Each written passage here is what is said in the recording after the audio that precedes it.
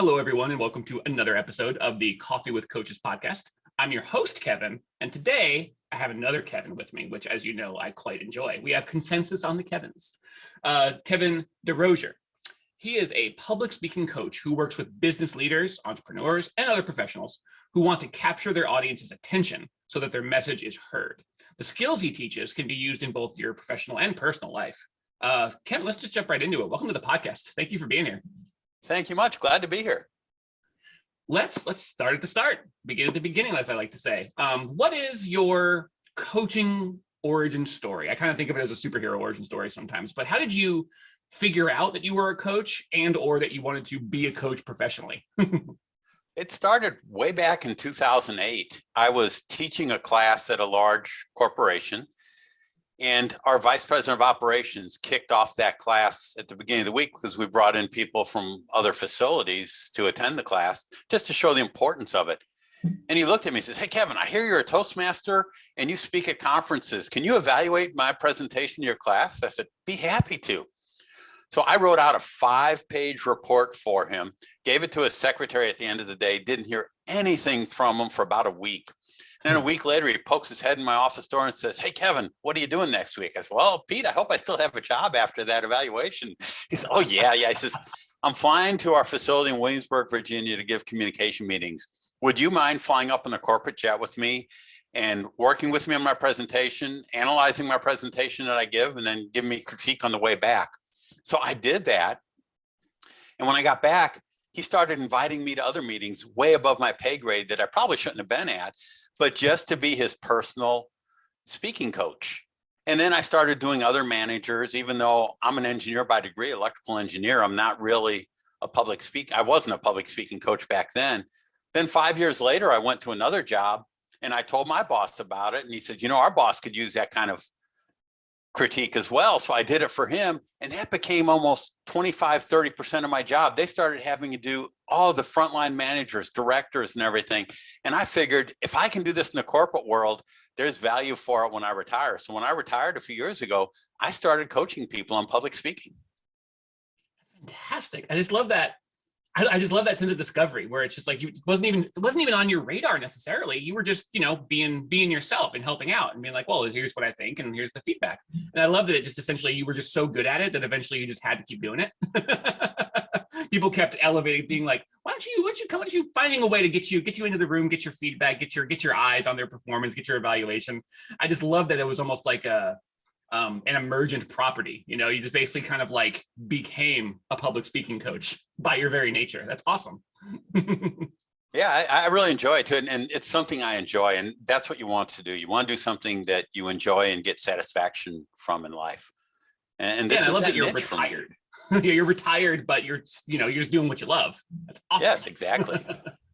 Let's talk about your business right now. I mean, you're retired, but obviously you're extremely successful as a public speaking coach. So who do you coach and how do you coach them? I kind of like to get to the little W's there. So like, did you do a lot of one-on-one stuff? Do you just do a lot of how you got your start, where you basically are like an evaluator, providing feedback to people? Do you do any? I mean, I imagine you do some public speaking of your own that coaches many people in public speaking, kind of a meta, hat on a hat sort of thing. But yeah, who do you coach and how do you coach them? Well, mostly it's business people or entrepreneurs. Those are my two main clients.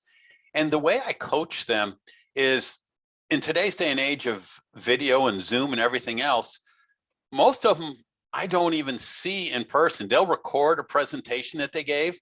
They'll send me a link to it. I will review it several times, analyze it, and then I give them a detailed report, just like I gave my vice president of operations that 5-page report. They get a 4 to 5-page report saying what they did well, where they have some opportunities, what they did best, and then suggested next steps. And then we talk about that. And no matter what level they're already speaking, you can always find ways to get better. I go to public speaking coaches as well because I want to continually get better. And any coach that doesn't go to other coaches and learn, they're going to fall behind the times. But mostly it's a process, or I'll take my cell phone out. They'll invite me to their event. I'll get my cell phone out. I'll film them giving their presentation, or they'll practice their presentation and film it, send it to me, and then we'll work on it and then just go back and forth. I also help a little bit with content, but more of it is in delivery. But I want them to be able to grab the audience's attention. And there are certain things in content you just have to do, not just talking about yourself. So many people just, it's I, and you turn off your audience that way. I'm teaching them how to make it you focus, you being YOU, about your audience and what's in it for them. I love that. A couple of things. I mean, obviously, I can go like 6 different directions now. I love that pretty much every coach I talk to, almost without exception, I can't really think of one off the top of my head. Every coach has a coach, because coaches seem to understand as much as anybody in any profession does, that you are always growing. You're never finished. You're never a finished product. You've never arrived. Like, hey, I've done it. I'm a coach. I have the formula. It works. No notes, no tweaks. I'm done. It's like, no, every single coach I know is not just passively, but actively engaged in improving themselves as a coach and as a person. So every coach has a coach. I like that. I like that a lot. It kind of adds to the whole rising tide that I feel like coaching has been represented by in especially the last few years, but for quite a while now, as people have become more aware of how valuable good coaching can be. I had a second point, but then I just got really, really passionate about the coaches having coaches. Oh, I do really like the flip, because it's so easy when you're presenting to go right into the I statements, to talk about yourself, because you think in your head, I know, at least for me, I'll want to share myself in an effort to connect.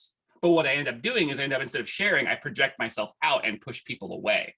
And just that the ability to have someone see that on my behalf and say, yeah, I know you want to connect. I know you're trying to help, but what you're actually doing is maybe not helping or pushing people away. Here's like 3 to 30 things that you could do to maybe flip that around just a little bit and make it about your audience and connect with them and just let them find you in their own time. I love that. It's something that, quite frankly, just in my personal life, I strive for every day. So I love the way that you have it for public speaking coaching, just to really help people connect. And the other thing too is I continue to try to tell people, don't try to be the hero. If the audience puts you up on a pedestal and they think, oh, I can't be like him or her, then they're not going to learn from you. They say, well, I can't do that because this person does that, that, and that. You have to make yourself human, just like them. You have to be able to expose that you're not perfect either. You've made some of the same mistakes that they're going to make or they're making. And that's important too when you speak to an audience. If you just come across as that expert the whole time and don't show them that you have that human side of you, they're not going to listen. Yeah. Don't want to be the hero, but I have something valuable to share that I think is valuable. But it's not valuable because I'm special. It's valuable because I was fortunate enough to discover it. And I'm excited to share it with you. And so long as I'm making my I statements now. I've tricked myself into making classic mistakes. But yeah, so long as I keep that desire to serve in mind, top of mind, the rest of it tends to take care of itself. Like it's really usually does. When I get a little bit unconscious, and I'll just slip into that natural, this is what I'm thinking, this is what I'm doing. And I don't even realize it as it's happening. I'm like slowly elevating myself in a way that is completely antithetical to what I'm trying to do. But yeah, it's a matter of keeping it top of mind, which a coach, quite frankly, is ideally positioned to do. Someone who you trust, who could see different things about you that you're just not going to be able to see yourself, who could be a bit of a mirror, but also a guide. It really is the perfect way to see those things about yourself that you might not see, and to grow yourself in ways that you might not be able to on your own. I keep making statements and not asking questions, but you're doing great at like letting me talk and then just coming right back in with the good stuff. Yeah. What else did you want to know? Well, let's talk about what comes up next for your business. I love what you do. I love what you're doing. And I'd love to know, like, do you have anything special coming up? Like maybe any events? I know that as we move into 2022, a lot of people are beginning to attend events in person again, while still having tons and tons of like virtual events. Do you have any maybe coaching courses that you're doing? Do you have any like openings? Are you like anything you're excited about in 2022 for your coaching business? I'll take it all. Okay. Well, right now, I hopefully will have approval within the next day or two on continuing education credits for a public speaking coaching course I am presenting. And it's mostly geared towards senior living communities, the management of those, but it'll apply to anybody. And once I get approval for their CEUs, I'll be having a course or two locally here in St. Louis where people will come and learn. It's a 4-hour course, a workshop, and it's very interactive, because if you just stand up there for 4 hours and talk to somebody, they're not going to get anything. But if you give them a few points, have them do an exercise and practice it, break off in small groups, and just keep repeating that process, now they've gone away practicing something, and they'll pick up a thing or two that they can do. So hopefully I will have that approval by the end of this week, and then go forward with that. And the other big thing is I'm starting to expand outside of St. Louis. So people are starting to send me their videos through my website. And that way I can coach people, and we can do it via Zoom, because as bad as the pandemic was, it taught us how we can do so many things online, and we don't have to travel to this town or to that town. You know, even conferences and events, if they hire me for a speaker, some of them are saying, I want you virtually. I don't want to pay the expense of flying you here. And all these registrants aren't going to come if they have to pay $200 a night for a hotel. So we're doing this conference online, and our whole world is changing. And I also really focus on video presentations, because your video presence is different than a live presence. There are certain things around your background, around your lighting, around how your gestures come across. You know, are you getting your hands up in the screen, or your hands that cut off? How are you doing that? But there's so many intricacies to online presentation versus in person. So I have to differentiate those as well. And that's something I've really been focusing on a lot, because we're moving to that online world, and I want to be on the leading edge of that. So that's where I'm going with a lot of my business. Ooh, I love to hear that. Not only for you being able to grow your business to not just, the St. Louis area, but also outside and go national, international. But I love that focus on the digital video presence, because like you were saying, it's one of the, it's hard to talk about in such positive light sometimes, but one of the great things to have come out of the last couple of years of pandemic times is we've all developed some much needed skills. We've developed the technology to be able to be present in each other's lives in one-on-one ways, or in one to everybody kind of ways. And it's quite frankly, it's something that we need. And I say we, I feel like everybody, we need help to get better, to be able to like we're talking, this is an audio only podcast, but we're looking at each other, and we're both hand talkers. I'm very instinctively a hand talker. I think you have it as well, or you maybe have it intentionally, but I have this New Jersey Italian. And so whenever I get excited, I'm half Italian. So I get excited and my hands start flying all over the screen. I got to kind of keep them down a little bit so I don't obstruct my face, but it's amazing all the different, and I'm seeing myself and I'm like, wow, okay. Kind of understanding how I project myself in a Zoom room, and how important it is to still be able to connect meaningfully with people, even though we are dozens, hundreds, thousands of miles from each other, connected by, the internet in a Zoom room. I'm quite, as you can kind of tell, I'm very excited by the prospect of someone like you focusing your efforts on coaching people on how to be better Zoom speakers, Zoom presenters, digital presences. I just think that's tremendously valuable. I want you to tell people where you can tell us about your website. Where do you like to connect? I want people to reach out to you and learn some of these valuable skills. Okay, my website is bridgeoveradversity.com. And I actually have 3 aspects of my business. I'm a first-time author. I wrote a book that came out in October, and that is available through my website or on Amazon. It's called Bridge Over Adversity, True Stories About Overcoming Personal Challenges. I am a speaker. I speak at events, and I have 2 programs, one on how to become a better public speaker. I go through that and I give the audience tips on how, no matter where they're at in their speaking journey, to become better at that. I also talk about my book on how to overcome obstacles in life. And then I coach people on speaking. So I have different tabs on my website for each of those.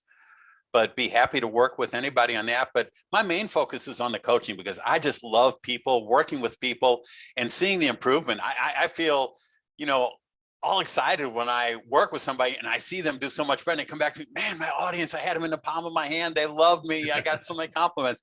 I feel fantastic after I hear that. The personal rewards of coaching are almost embarrassing. You almost feel like you shouldn't get paid for it, but it's a good business. Don't say that. No. I'll edit that out. Anything else you want to add? Oh, I should ask, are there any social media platforms that you prefer to engage with? I know some people really like to be on LinkedIn for initial contact or reaching out. Some people like elsewhere. Some people prefer everything go through their website. Do you have anywhere else on social media that you prefer to interact? I think LinkedIn is one of the most powerful tools for interacting with people. And that's where you can find speaking business or coaches in that. So I think it's the most professional. I'm on Facebook, but Facebook is, I'm on there to connect with my old grade school, high school, and college friends and just kind of laugh at people that are idiots. Same. I think you summed it up perfectly. Facebook is That's probably the most accurate statement I've heard about Facebook in a while. But yeah, LinkedIn is my preferred. I've never really ventured into Twitter. And I'm going to start doing a few more videos. I really haven't done much in the way of video. I need to start doing that, but those will be through my website. Excellent. Audience, find Kevin, not this Kevin, that Kevin. Find us both. Find us both, because the podcast I think is pretty great. And I love being able to just, sometimes I talk a little too much because I get excited, as the audience knows very well, but I just love being able to provide a platform to expose people to more different kinds of coaching, the kind of people who are just looking to help, looking to serve. And public speaking, it's not just you up in front of a crowd necessarily. You might have an old notion of what quote unquote public speaking is all about. It's not just being in a room with people. It's being present digitally. It's being present, being able to communicate yourself, even if it's just a couple of people in front of you, up to a couple thousand and beyond. It is a skill set that will pay so many dividends in your personal and professional life. Kevin is here for you. Find him, go to his website, go to his LinkedIn, connect with him. He's great to talk to, as you can probably tell. So yeah, I just want to exhort you, the audience, to connect with Kevin, both of us. No, all right. One last point I'd like to bring out too, and it can be one-on-one. If I go to a party and I walk into a party and I don't know anybody, by the end of the night, I know just about everyone because of those communication skills. I can walk up and start talking to somebody, and I may not say more than 5 words to someone. They'll think I'm a great conversationalist because I ask them a couple of questions about themselves, and they just talk and talk and talk. And it's interesting. I love learning about people. So you can use these skills one-on-one as well as in groups. It's a skill that can unlock pretty much any door you might be thinking about. So yeah, I feel like I could talk. You're such a great listener and a great talker. I could clearly talk to you for hours, but I should wrap us up before things get too long in the tooth. Thank you, Kevin, for being here. Thank you. Fantastic to talk to you. And audience, we'll talk to you again soon.